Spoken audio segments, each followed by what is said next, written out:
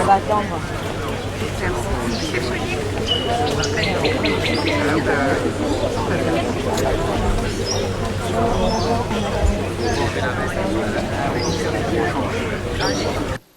Et nous sommes aujourd'hui réunis, Square Ollery, pour un temps à la fois de mémoire et d'espoir. Un temps, Monsieur le Ministre, que je vous remercie de nous consacrer au début de votre dernière journée de présence et de travail en Nouvelle-Calédonie.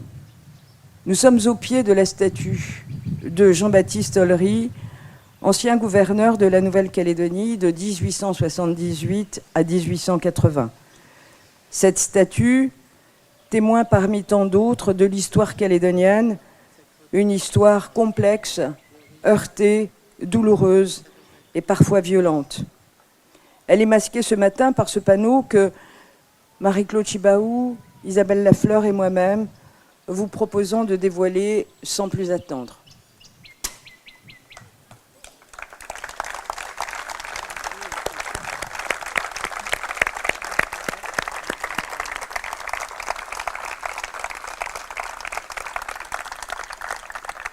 Notre devoir de mémoire, c'est aussi envers notre histoire la plus récente, celle de la mémoire de cette poignée de main qui a amorcé un processus dont nous sommes tous les héritiers. Face au symbole d'une période historique de plus d'un siècle que représente la statue Ollery, nous vous proposons aujourd'hui, en compagnie de Monsieur le ministre des Outre-mer, d'Isabelle et de Marie-Claude et de leurs enfants, de substituer celui d'un geste de fraternité et de réconciliation, celui d'un geste d'espoir. La poignée de main entre Jean-Marie Tjibaou et Jacques Lafleur, qui en 1998 a scellé les accords de Matignon-Oudinot, a ouvert la voie de la paix. Nous sommes aujourd'hui face à un moment de notre histoire commune où il est crucial de rappeler que la Nouvelle-Calédonie, qui s'est construite sur des histoires douloureuses, a aussi été faite de ces moments de dialogue, d'intelligence et d'humilité. J'ai proposé au conseil municipal qu'il a accepté à l'unanimité que le Square Ollery devienne la place de la paix, en hommage à ces leaders politiques qui ont su dépasser les clivages antagonistes, les radicalités de leurs camps respectifs pour oser l'avenir. Au nom de leur attachement profond pour la Nouvelle-Calédonie, au nom des responsabilités politiques qu'ils portaient tous deux, ils ont su, par cette poignée de main, dessiner un chemin de paix. La période que nous vivons est compliquée. Et il était important, par ce geste de mémoire, de nous rappeler collectivement l'impérieux devoir de ne pas céder à la tentation de l'exclusion, du conflit, de la provocation, du retour à des postures qui fassent reculer l'histoire et nous ramènent à un passé que nous ne voulons pas, que nous ne pouvons pas revivre. Dans quelques mois, la statue représentant ces deux hommes et ce geste historique prendra donc place ici, au cœur de ce square, dans ce lieu qui rassemble au quotidien des Calédoniens de toutes ethnies et bien au-delà des clivages politiques. Je remercie l'association Mémoire de Jacques Lafleur qui porte ce projet en accord avec Marie-Claude Chibaou et qui sera réalisé par le sculpteur local Marc Fichet. Notre histoire est bien un tout.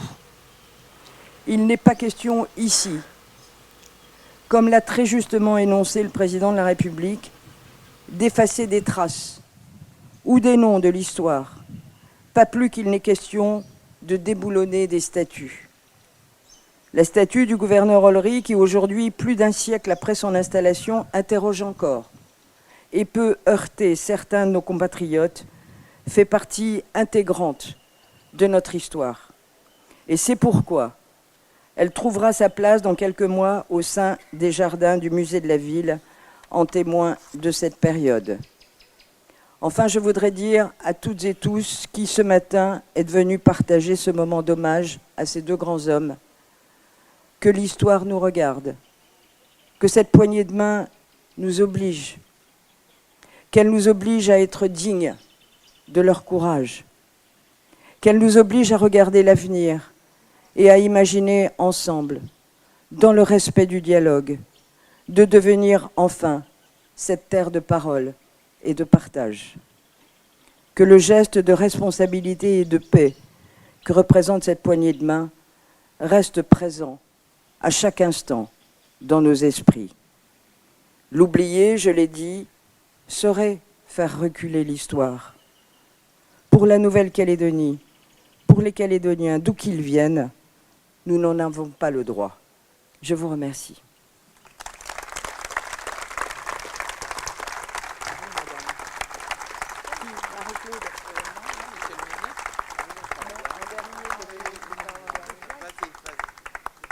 Marie-Claude me laisse toujours parler en premier. Merci. Merci à vous d'être là. Je crois que Sonia vous a dit tout. Moi, je vais vous dire faire une confidence. Je n'ai pas beaucoup dormi cette nuit. Parce que pour cette journée, qui est pour moi de nouveau une journée historique, la deuxième chose, et là vous allez le découvrir, je suis désolée Emmanuel de te dire ce que je vais te dire maintenant, et Pascal aussi. Le sculpteur Fred Fichet m'a fait une demande hier, et pour que cette statue qui sera très figurative ressemble le plus possible à la photo des accords, m'a demandé, donc moi j'ai dit oui parce que ça me semblait simple, mais en fait ça m'a empêché de dormir toute la nuit parce que j'ai revu cette poignée de main toute la nuit, que Pascal et Emmanuel prennent la pose pour que ça lui facilite le travail, pour qu'il puisse s'imprégner. Je suis désolée, hein, vous aurez le droit de dire non. Et personne ne vous en voudra parce que si moi, ça m'a empêché de dormir, j'imagine vous. Donc, c'est vrai que pour faciliter ce travail et pour qu'elle soit le plus possible ressemblante à la réalité, il faudra peut-être que vous fassiez cet effort, mais personne ne vous en voudra si vous ne le faites pas. La troisième chose qui m'a empêché de dormir, Monsieur le Ministre, c'est ce qui se passe en métropole, parce que j'ai appris hier en rentrant du conseil municipal que ma fille, une de mes filles qui était à Paris, avait le Covid. Et ça, pendant 3 semaines, je vais avoir peur. Et nous ne mesurons pas assez la chance qu'on a ici d'être libérés de ça. Alors on est peut-être un village résistant, mais bravo à ceux qui ont géré cette crise. Et j'avoue que cette sécurité qu'on a ici, elle est extraordinaire. Monsieur le ministre, vous avez beaucoup de donneurs de leçons en métropole sur le sujet. Je crois qu'il faudrait un peu plus d'humilité et de solidarité avec le gouvernement dans ce cas-là. Et la dernière chose que je voulais vous dire, j'en ai des choses à dire. La dernière chose, c'est eux que je veux remercier. Parce que grâce à eux, une nouvelle fois, vous êtes tous là. Tous, les uns et les autres réunis. Et nous, ça nous fait du bien, en tant que simples citoyens, de vous voir là, assis côte à côte, parce que vous avez, vous, la responsabilité de ce qui va nous arriver. Alors, je vous souhaite beaucoup de courage, beaucoup d'énergie, parce que c'est la nouvelle page d'histoire qu'on va écrire et j'espère qu'elle sera bonne pour tous les Calédoniens. Ils appartiennent aux Calédoniens, pas seulement à Emmanuel, à Marie-Claude et ses autres enfants et à nous. Ils vous appartiennent, donc appropriez-les-vous avec cette statue qui sera devant vous. Merci.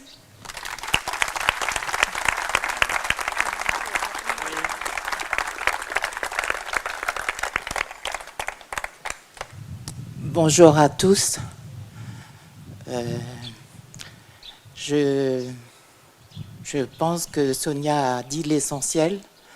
Je voudrais juste rappeler que voilà, c'est la première fois en Nouvelle-Calédonie que l'on va mettre sur la place publique 2 hommes de chez nous. Donc c'est quelque chose d'important.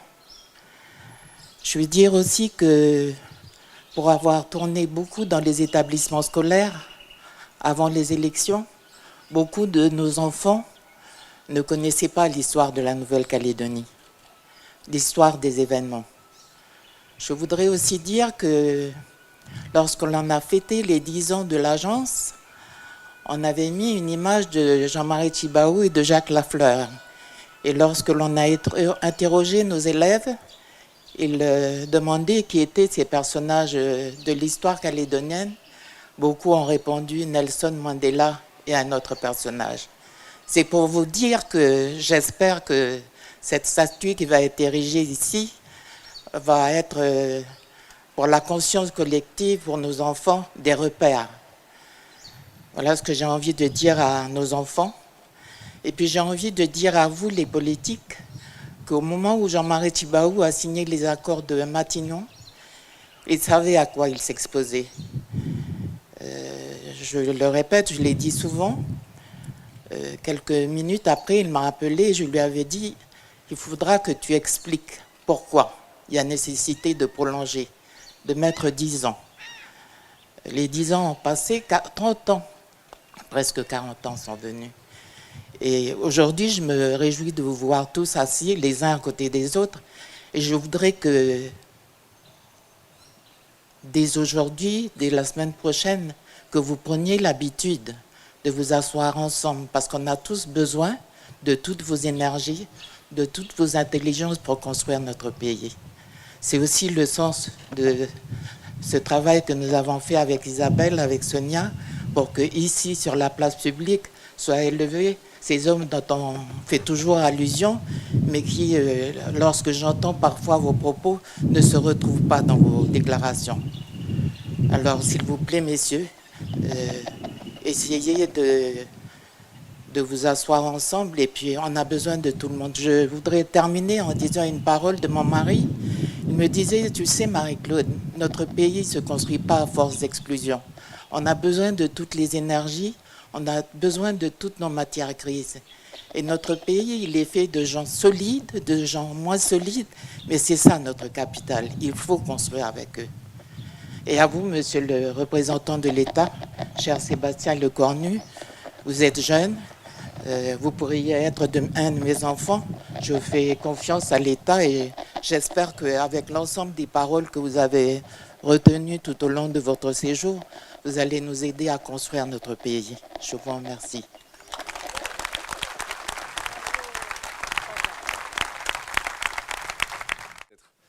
Le premier déjà, c'est un message de reconnaissance pour Mme le maire de Nouméa et l'ensemble du conseil municipal, car il fallait prendre l'initiative et il fallait la prendre non pas tant au regard du contexte référendaire ou institutionnel, mais il fallait aussi le faire dans un contexte dans lequel effectivement, malheureusement trop souvent, on oublie l'histoire profonde et on finit à déboulonner des statuts de manière peu républicaine et au final peu respectueuse de l'histoire collective. Et la méthode que vous avez employée, Madame le maire, qui montre au fond qu'il y a ces sédimentations et ces successions d'histoires qui parfois remontent au fond du temps et au fond des siècles et qui ensuite se sédimentent comme des couches géologiques et sur lesquelles chaque responsable politique et chaque génération de responsables politiques a non seulement la responsabilité d'en écrire une page, parfois à ses dépens, parfois de par son propre courage, mais aussi à un moment donné de la célébrer et de la mettre en valeur. Effectivement, Madame Tjibaou, vous avez raison,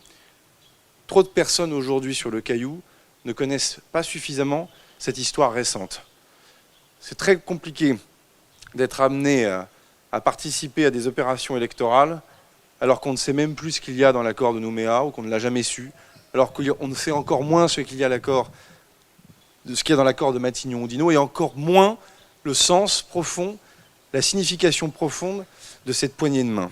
Et cette histoire contemporaine, moi je le dis comme ministre de la République, que l'on soit indépendantiste ou non, on peut être fier du chemin parcouru depuis cette poignée de main et on peut être fier des responsables politiques qui s'en sont suivis, qui ont toutes et tous, avec beaucoup de bonne volonté, essayé de trouver des solutions dans le chemin tracé par Jean-Marie Djibaou et Jacques Lafleur. Le deuxième message est un message de reconnaissance pour vous, quand même, les familles. Puisque si ces deux personnages appartiennent désormais à l'histoire, non pas tant calédonienne, mais à l'histoire nationale aussi, dans la relation que la France a avec ce territoire, il n'en demeure pas moins que ce sont vos familles. Derrière, il y a un mari, un papa, un oncle, et je le dis vraiment très directement, si le nom était bel et bien là, vous avez réussi à vous faire chacun des prénoms. Et vous avez su vous-même ouvrir un chemin dans la mémoire qui nous oblige, chacun avec sa singularité, et sans jamais renier surtout son identité profonde. Et c'est mon troisième véritable message. Au fond, je ne reviens pas sur ce que la maire de Nouméa a très justement dit, je n'ai rien à y retirer et je partage en tout point les mots qu'elle a prononcés. Il en a fallu du courage à ces deux hommes politiques pour non seulement prendre leurs responsabilités, parce qu'au bout d'un moment, un chef, ça prend ses responsabilités, et surtout pour faire preuve de dépassement. Ils ne se sont pas posé la question de savoir comment ils allaient gérer leur base ou comment ils allaient ensuite réussir ou non à trouver des accords politiques au sein des formations politiques. Je regarde ceux qui les ont accompagnés, ils ont fait preuve de liberté. De liberté déjà avec eux-mêmes, qui a permis de créer une liberté dans l'échange avec l'autre. Qui peut penser que l'un et l'autre aient renié leurs convictions? Qui peut penser que l'un et l'autre aient cédé, ne serait-ce au fond, 1 mètre de terrain sur l'histoire de la Nouvelle-Calédonie, et notamment l'histoire de son peuplement? Qui peut penser que l'un des deux se soit renié à un moment donné? Est-ce que cette poignée de main, c'était la poignée de main du reniement? Alors, aujourd'hui, on la célèbre et elle rassemble tout le monde. Et cette image collective, là, ici, ce matin, elle fait chaud au cœur. Mais pour avoir échangé avec un certain nombre d'entre vous ces derniers temps, et je vous en remercie, quelles qu'en soient les sensibilités, et pardonnez-moi pour les plus jeunes, mais singulièrement merci pour les plus anciens d'entre vous, vous m'avez aussi donné des clés de lecture sur ce qui s'est passé dans les années 80. De précieuses clés de lecture. Et aujourd'hui, tout cela paraît simple, cette poignée de main. À l'époque, il en a fallu du courage à ces deux hommes pour revenir devant leur base, précisément, et les leurs. Et merci de l'avoir rappelé publiquement sur cette parole familiale qu'il a eue en disant « maintenant, il va falloir expliquer ». Et au fond, cette poignée de main, c'est pas que la poignée de main d'un accord. C'est la poignée de main de deux chefs qui, à un moment donné, ont pris leurs responsabilités, ont su faire preuve de dépassement, parce que le dépassement, c'est pas le reniement. Le dépassement, ce n'est pas le reniement. Et ont su derrière retourner devant leur base pour expliquer la décision qu'ils avaient prise. L'un a perdu la vie l'année qui suivit. L'autre, et je le dis avec prudence, mais n'a peut-être pas eu la carrière politique qu'il aurait pu avoir par ailleurs. Jacques Lafleur aurait été un grand ministre. Et de cela, ils en ont fait un don personnel, qui désormais, mesdames, messieurs, Lafleur et Djibaou et Lafleur, deviennent un don familial qui nous oblige, pas à faire des accords à tout prix et n'importe comment, parce que c'est pas ce que veut non plus l'État français, pas des accords ou des solutions pour gagner du temps et se renier, tout simplement garder cette méthode, garder cet état d'esprit. On ne renie pas ce que l'on est, on ne renie pas son combat, mais si vraiment on croit à la paix, c'est quand même le troisième mot qu'il faut retenir de la matinée, place de la paix. Si on pense vraiment que le sang n'a pas besoin de couler pour arriver à trouver une solution politique à un problème politique, au sens noble du mot politique, eh bien on n'y arrivera pas. Et je pense que cette poignée de main, elle doit nous inspirer, et comme aurait pu dire le père Roch Apikawa Ite Missa Est. Merci beaucoup.